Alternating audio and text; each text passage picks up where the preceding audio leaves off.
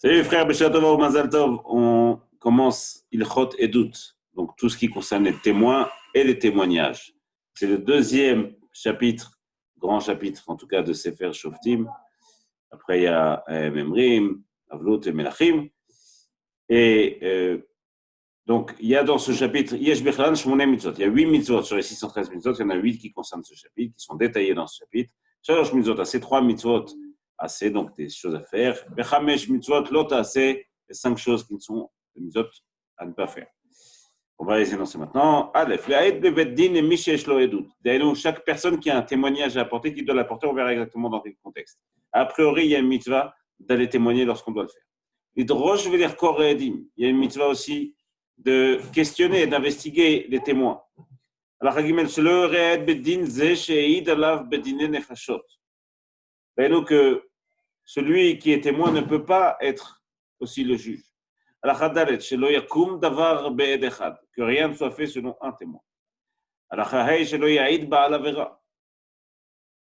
On verra ça aussi dans le détail ilchatique parce que c'est quand même assez important, mais que le témoignage n'est perceptible, on peut le recevoir en tout cas que par des personnes qui ont suffisamment de cache-route, qui ne sont pas dans la vera, notamment dans ce qui concerne ce témoignage, mais de manière générale, et on verra dans quel contexte.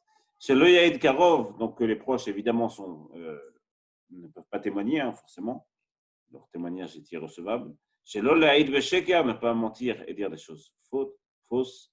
Et chez la Sot, l'Aïd Zomem, Kacher Zamam, ça on verra ce que ça veut dire, mais Zomem, c'est quelqu'un qui voudrait apporter un témoignage pour inculper une autre personne. Et donc la mitzvah ici, c'est de faire à ce témoin-là ce qu'il avait l'intention qu'il arrive à la personne sur qui il a témoigné en mentant. Un faux témoignage, a priori. On verra tout ça. Perek Rishon Halacha Aleph.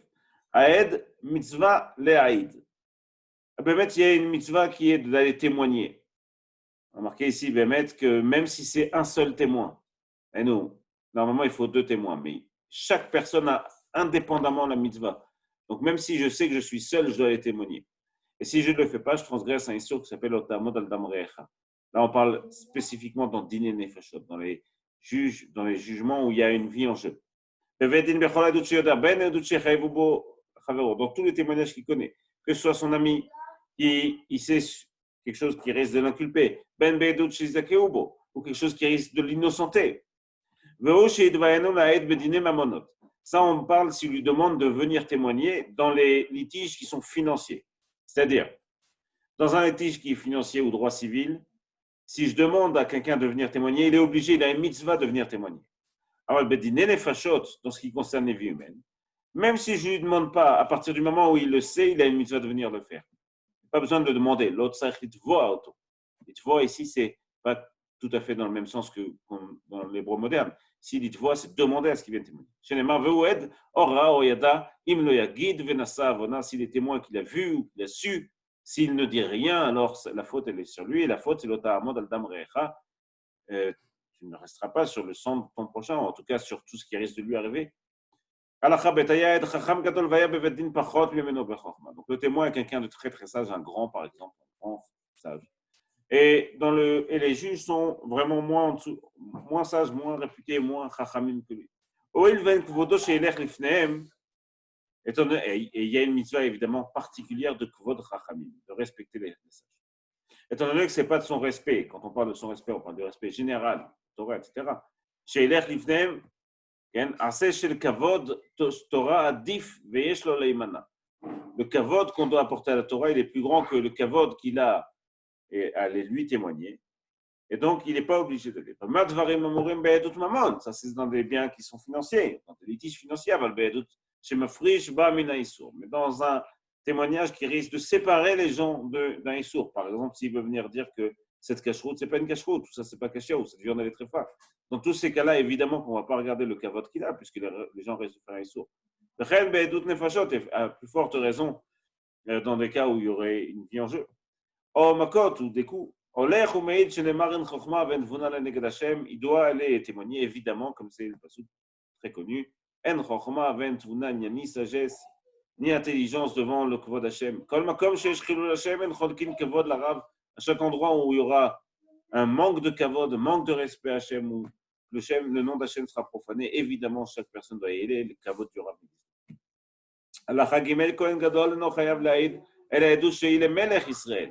Le Kohen Gadol, donc lui, ne peut témoigner qu'à une personne qui lui serait supérieure en hiérarchie et en kavod. Et donc ici, le seul qui lui est supérieur, c'est le Melech. Donc le Kohen Gadol peut aller seulement témoigner au Melech. La raison, elle n'est pas seulement pour une question de kavod, elle est aussi parce qu'il doit rester au Beth Amikdash. Il faut qu'il soit tout le temps en état de pouvoir faire la avoda.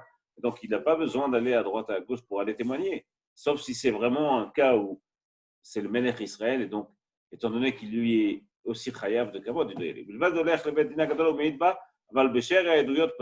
pas obligé d'être témoigné dans tous les témoignages. Donc, il y a une mitzvah particulière lorsqu'on reçoit des témoignages, de bien investiguer, de bien poser les questions, de bien rechercher la vérité. Et on essaie d'être très précis avec eux, et on les aide s'ils n'arrivent pas. On essaie de les tromper aussi si on voit qu'il y a quelque chose de pas clair. Mais de manière à essayer de les faire taire à Kavana qui ne savent pas quoi dire. Si on arrive à leur faire relever une incohérence. Alors ils reprennent ce qu'ils avaient dit. Si on trouve quelque chose d'un petit peu louche dans ce qu'ils ont dit. La Torah elle-même dit. Marqué, tu rechercheras, tu questionneras, tu investigueras, tu questionneras. Etev, il n'y a pas marqué Etev, on aurait compris. Le fait qu'il y ait marqué Etev, ça veut dire encore très bien, Kavana, plus que ce qui est nécessaire de faire. Donc, il faut vraiment essayer de le faire. Alors, on n'avait pas besoin du mot Etev, on aurait pu comprendre qu'il faut le faire sans le mot Etev. On dirait que le mot Etev vient dire que non seulement il faut le faire, mais il faut le faire avec beaucoup de conviction. Mais évidemment, les juges doivent faire très attention. Qu'ils n'apprennent pas, en fait, de manière détournée à mentir aux témoins. Parce que si le témoin arrive à comprendre quelle est l'intention du juge, il va en déduire que le juge a envie d'entendre ça. Et le Rambam rajoute, il dit, et donc c'est important de les aider, mais pas de les orienter vers une réponse qu'on a envie d'entendre. Et il y a 7 rakirot. Alors, il y a une marloquet Rashi Rambam, Tosfot, Rif. C'est quoi ces 7 rakirot? Est-ce que c'est 7 qui sont fixes et d'autres en plus? On va voir ça. Il y a 7 questions qui sont liées d'abord au temps et à l'endroit. Et au-dessus de ça, il y a des questions qui sont liées à l'acte. On va voir ça. Be'ezeh Shavua. Quelle semaine? Ce n'est pas la semaine ici, c'est par rapport à la Shemitah. Les années de la Shemitah, elles s'appellent aussi. Les 7 années de la Shemitah s'appellent aussi Shavua. Sheva Shabbatot, Sheva Shavuot. Shavuot, là-bas c'est dans le Homer, c'est bien des Shavuot. En tout cas, dans le Shemitah, c'est des Shavuot, là-bas c'est des années. Quelle année de la Shemitah? Par exemple, on doit poser la question au témoin quand ça s'est passé. Donc, on va dire la 2e année de la Shemitah. Be'ezo Shana, quelle année? Be'ezo Chodesh, quel mois? Be'kama Bachodesh, quel jour dans le mois? Be'eze Yom Yimei Shabbat, quel jour dans la semaine, même si techniquement on pourrait le déduire. Mais Bechol, ça aide à bien préciser les choses. Ou Kama Shaot Bayom, quelle heure du jour? Ou Be'eze Makom, et à quel endroit précisément? Afilu Amar Hayom Harago Emesh, même s'il dit c'était aujourd'hui qu'il l'a tué, ou alors hier il l'a tué. Bechol Zot, on va lui reposer ces questions parce qu'on a besoin de vérifier toutes les données et de vérifier à quel point ce qu'il dit c'est censé. Shoalin Len Be'eze. Donc, même si c'était aujourd'hui ou hier, on lui posera la question, on lui demandera, on lui demandera, Be'eze Shana, Be'eze Chodesh, Be'kama Bachodesh, Be'choulé. Be'eze Yom, Be'eze Shah, quelle heure, quel jour. On lui repose toutes les questions de manière formelle. ומכלל החקירות יתר על 7, השווית בכל שאם העידו עליו שעבד עבודה זרה, שואלים להם. En plus des 7 questions qu'on va poser, on va lui poser des questions sur le témoignage même. C'est-à-dire, il y a d'abord une conséquence de temps et de lieu, et après, il y a des questions sur l'acte. La différence entre les deux choses, elle est simple, c'est que sur le temps et le lieu, il ne peut pas dire « je ne sais pas ». Sur la manière dont il a fait la vera ou sur le témoignage qu'il va apporter, il peut dire « je n'ai pas vu » ou « je ne sais pas » ou « j'ai vu qu'en partie » ou « j'ai vu ci ». Et surtout, là-dessus, on va réfléchir sur la manière dont on va faire une corrélation entre les deux témoignages. Par contre, sur le lieu et sur le temps, on sera intransigeant. Ils doivent être exactement les mêmes choses pour les deux témoins. Et il n'y a pas de cas où il pourra dire « je ne sais pas » ou « je ne suis pas sûr ». Et s'il dit « je ne sais pas » ou « je ne suis pas sûr », comme on le verra dans Perek Bet, on ne reçoit pas son témoignage. S'il a fait l'idolâtrie, par exemple, Sholin Lahen et Me'avad, comment il a fait cette idolâtrie, ou Avad, de quelle manière? Et de chez Chilel Shabbat, on témoigne qu'il n'a pas fait Shabbat, qu'il a transgressé Shabbat. Sholin Oto, Eze Menacha, Savea Chassad, quel Menacha interdit, quelle interdiction de Shabbat qu'il a fait, et de quelle manière? Et de chez Achal, Beyama Kippourim, s'il a mangé à Kippour, on va essayer de comprendre, même si c'est quelque chose qui est simple, le fait de manger. Sholin Oto Eze combien il a mangé? Parce qu'en dehors du fait qu'il y a une conséquence dans le digne, il y a aussi une conséquence sur la manière dont il l'a fait, sur la véracité. Par exemple, s'il a mangé toutes les 9 minutes, ça ne peut pas manger. Mais en dehors de ça, il y a aussi une volonté d'apporter de la véracité au témoignage. Et il a tué quelqu'un, comment il l'a tué avec un outil, ceux-là sont des chakirot. Donc il y a 7 chakirot, 7 questions qui sont des bdikot, on va dire ça, et des chakirot en plus de ça. Donc, ce passage de témoignage, le témoin va apporter pression de lieu, de temps et la manière dont ça se fait. C'est l'essentiel du témoignage. Et normalement, selon ça, il sera condamné ou innocent. Donc,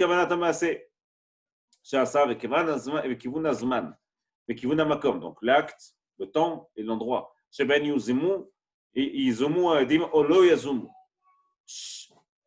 On va traduire ça, mais d'abord, pour qu'un témoignage soit un témoignage, il faut qu'il y ait une possibilité de le démonter techniquement. C'est-à-dire que c'est seulement si c'est démontable que c'est recevable.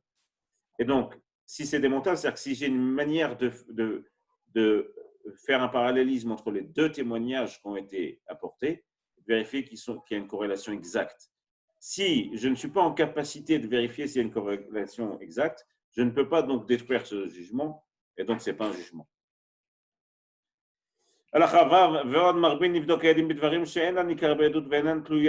Et en plus de ça, on continue à poser des questions sur des choses qui ne sont pas directement liées à l'acte, qui ne sont pas l'essentiel dans le témoignage. Ça s'appelle les bdikot. Et plus on fait de bdikot, mieux c'est. Puisque finalement, on va essayer d'apporter la vérité. Comment on fait ces bdikot? Par exemple, il est coupable de meurtre et on lui a posé cette question, pour moi. Donc, positionner le lieu et l'endroit. Donc, sur le meurtre, aussi, on a défini de quelle manière l'instrument du crime. On continue à vérifier. Qu'est-ce qu'il portait à Nérak? Or, le tueur, la victime, qu'est-ce qu'il portait? Comment il s'était habillé? Begadim levadim, blanc, habillé blanc ou noir. Afarer tsinaragala, la vanadom, le sol, le mur, blanc ou noir. Manière de poser des questions pour essayer de préciser. Plus j'ai des outils pour vérifier ce que va dire le deuxième, mieux c'est. Elou vechayoseben im abdikot. Une fois, il y a eu un témoignage. Quelqu'un a dit qu'un tel a été tué en dessous d'un figuier. Ils ont dit que les figues étaient mûres, noires. Ils ont demandé, est-ce que les mûres étaient noires ou étaient vertes, blanches? La tige, elle était longue ou courte. Une manière de dire qu'il n'y a pas de limite sur ce qu'on peut apporter parce que chaque chose sera capable de nous approcher de la vérité. Et chaque personne qui fera le maximum d'investigation et de questions à Rezé Meshubach, il fait une très bonne chose. Adkan Perek Rishon, Chazak ou Baruch, Sorot Tovot.